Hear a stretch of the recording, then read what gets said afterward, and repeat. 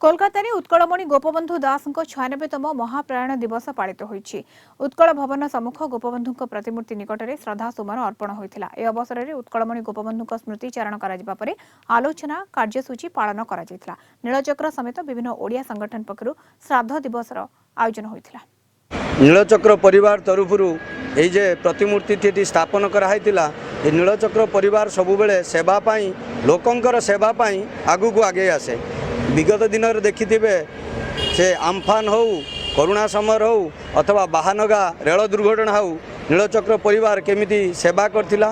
तेणुकरी आमे समस्ते गोपबंधुकर सेवार आज्ञा भावी आमे कर्मे व्यस्त रहूँ। यही अनुष्ठान श्राद्ध दिवसटी नीलचक्र परिवार सबुबले पालन करुच्ची।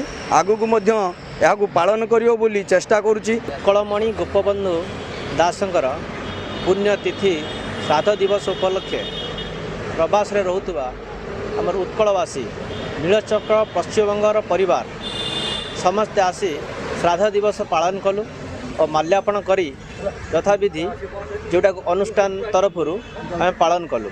उद्वेगर सहित मु निजको ये अनुष्ठान पूर्वतन संपादक वर्तमान संयोजक भाव कार्य कर चली एवं गोपबंधु एवं नीलकंठकर मूर्ति गढ़ आमर अवदान थी निजस्व मोर निजर अवदान किसी थी निजक गर्वान्वित मन करुँ।